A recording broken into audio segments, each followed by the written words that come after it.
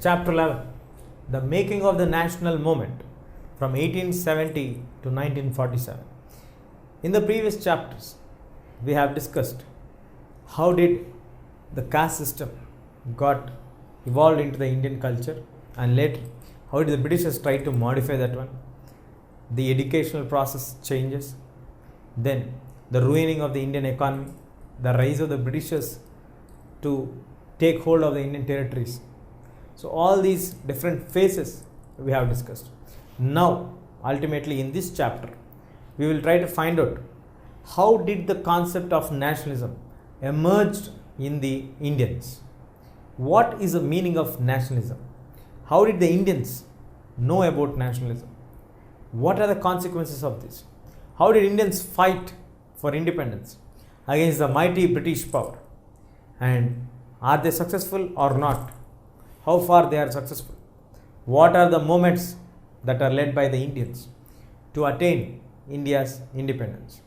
These all we will be discussing in this unit. First, let us discuss about the emergence of nationalism. The emergence of nationalism. Nationalism. What is the meaning of nationalism? We all the people, those who are living in the country, irrespective of their caste, color, creed, region, religion, category, all these people feel that we all are one. That is the first one. And all our natural resources, what we have, we are the entitled to use those natural resources for our well-being, for the nation's well-being. That spirit slowly and gradually started to develop among all the Indians, because the first point is that we all are divided and segregated by the Britishers, and the second point is that they started to utilize our natural resources for their importance and for their convenience, and they started to develop their countries by using our natural resources. When these feelings started to start to come up in the people of India, slowly everybody started to understand that we are being ruined by the Britishers. For this, the educated people of India started to spread the concept of 1870 to 1880s, the Purna Sarvajanik Sabha, which is for all people. It's not for Hindus, neither for Muslims, nor for Christians. It's for all the Indians who are struggling against the Britishers, to fight against the Britishers. And we need to be sovereign. We need to be independent. We should have the capacity and the knowledge to rule our own country. And we are not following, or we are not being taken advice by anybody to rule our country. So we should inculcate the sovereign attitude, as well as the Britishers' attitude also became suspicious when they first passed the Arms Act in 1878, where the Indians are deprived of holding any arms. The other category is that the Vernacular Press Act, where Indian people cannot raise their voices even through their newspapers if any atrocities or injustice when it happens to the Indians, when it is reported in the media, people used to get very much angry, and they used to confiscate the press, especially the Britishers used to confiscate the Indian newspapers printing machines also. So the other point is that Ilbert Bill, which brought Indians and the Europeans under the same law by getting equal status for Indian judges as well as the British judges. But when the Britishers opposed this, when the white opposed this, immediately the Indians are enraged from this bill. So this discrimination, this inequality forces the people to think. Slowly, the Inert Bill, the Vernacular Act, and the Arms Act of 1878, all these gave a feeling that Indians are deprived of their own natural resources and ill-treated by the Britishers. In order to make this as a national debate, in order to highlight this and create awareness among all the Indians, all the important elite community people met at Bombay. That is 72 delegates met at Bombay in December in 1885 and formed the Indian National Congress. The main people who guided for the formation of Indian National Congress is the first Dadabhai Naoroji, who is a distinguished publisher as well as an educated person who settled in England, who also was a member of Parliament of the Great Britain once. and who guided the young nationalists at that time. And later we have A.O. Hume, the retired British civil servant, who guided them to form a platform to express their views. So like this, the Indian National Congress emerged. A nation in the making. So in this part we will be discussing about how the Congress, after getting established in 1885, turned India to be a strong nation to fight against the Britishers. The first early 20 years of Indian National Congress is considered as a phase of moderates. Why the historians call this phase as moderates? Because the early people of the Congress leadership believed in the pray and the petitions method. They requested the Britishers and they believed that Britishers used to respect the ideology of freedom, and so they want the Indians to be the part of the legislative councils. They want high positions in the government to be handed over to the Indians, as well as the civil service examinations should be conducted in India also, not only conducted in London. And due to this, there are many other benefits or advantages what we are getting for the Indians. First, when the legislative council members are made as Indians, we can make certain laws which are in favor of the Indians, or avoid certain laws which are made against the Indians. The similar way, when high positions are given for the Indians in the government administration, the people can make the Indians to be the role models to the others, that you can also serve the nation, as well as we can also stop the unjust actions taken by the British officials at that time. And high civil service examinations. The civil service examinations are the examinations which are conducted in London for the administrative posts which are held in India. So if all the Britishers are entitled to get these duties or these positions, so the salaries which are paid to them are being going to the England's economy. So huge amount of Indian currency is going on to that side. So the draining of the Indian wealth can be stopped if the civil services are Indianized. So the Indianization means Indians coming out to the top positions, which automatically will not allow the Indian money to flow towards the British or England countries. Like this they want to do, and they also want to repeal, to make certain laws undo, like the Vernacular Act, the Arms Press Act, all these. They also discussed about many economic issues like the salt tax, the Indian labor abroad, so the treatment which is meted to the Indian laborers in abroad, as well as the unjust nature of the British officials. All these are discussed through the petitions, through the newspapers, through the articles, through the journals. This everything was discussed in across the country, but in a peaceful way, in a petition manner. They used to request the British officials to respond, to consider our concerns. But we have the next category or the next period where the extremist groups dominated the Congress for nearly 20 years. Those period is considered as extremist group, that is from 1905 to 1918.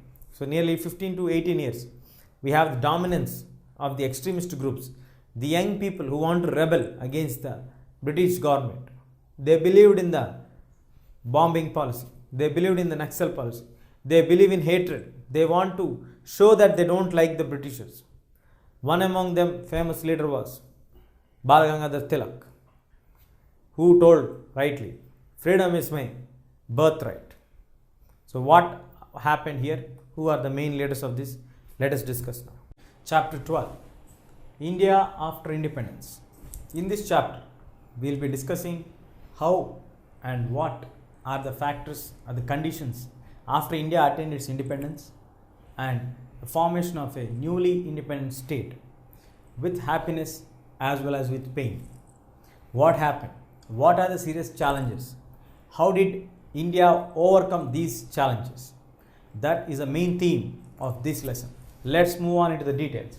First, a new and a divided nation. Yes, India attained its independence in 1947. At the same time, India was divided into India and Pakistan. Earlier we used to have British India, where India and Pakistan are together.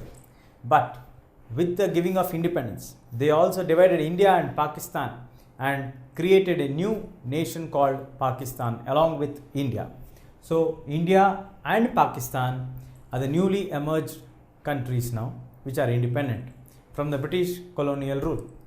With this division, we have nearly 8 million refugees coming in to our country, because as the division has happened, most of the Muslims are forced to leave our country and go to Pakistan, leaving their assets, leaving their properties and everything. In a similar way, on the other side, that is in Pakistan, most of the Hindus are forced to migrate to India. Like this, we have 8 million refugees coming out to our country. And the other problem what we have majorly is, India is not united as it is today. In India, we have at that time nearly 500 princely states. These 500 princely states are also independent, not under the British rule. So we have to persuade them to join towards the Indian Union and ensure that the population of these princely states would have larger benefits if they join to Indian Union. So they are ruled by either Maharajas or Nawabs. And coming to the political system, a newly formed nation has to adopt a new political system with which the people can have their hopes alive, which will solve all the problems of the people, which they were been facing from 200 years. It also has to provide some solution for them, and which has to be understandable to all sections of people, how to be a part of the new political system. So all these, adding on to this, we also have the population on a huge rise. That is, in India we have 345 million in 1947 when India became independent. There is nearly 34.5 crore population, and there are many divisions in the Indian society.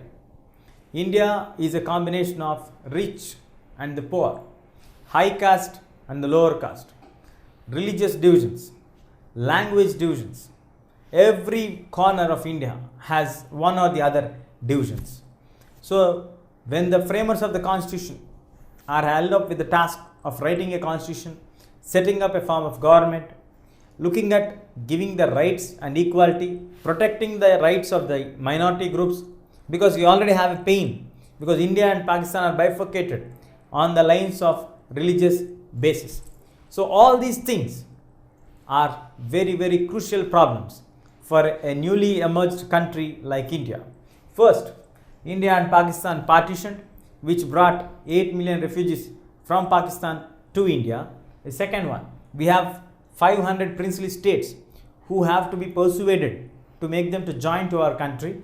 Then the political system, a system which is going to be providing amicable solutions to all the problems of the people, and also make the people to get connected with the system, involve the people. So we need a system where all the people are involved, all the problems of the people can be solved, and people can understand what is the system is. Then population of India at that time was 34.5 crores or 345 million, and there are many divisions. Economically, there are huge divisions because of the failure of the crops. Many of them were suffering with droughts and famines, and the allied services like carpenter or any other barbers, any other services, they are also not paid much because they could not have the proper crop. So there was no circulation of money. So there were divisions in the languages, there are divisions with the religion, there are divisions with the economic, there are divisions with the caste. So looking at all these issues, how was the new constitution drafted? What are the steps taken by the Indian government to ensure equality to all its members of the nation? So what happened then? Let's find out. A constitution is written finally to solve all the problems.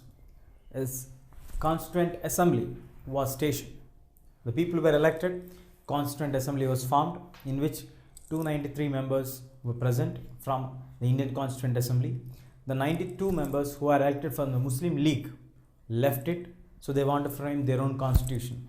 So now, framing of Indian Constitution was from December 1946 to November 1949, everywhere in India there was a heated debate about the political future of our country, what the government is going to be, how the system of elections are going to be, what are the rights, how the social equality will be guaranteed to all the people. These are the main issues which are discussed by all people at various corners of the country.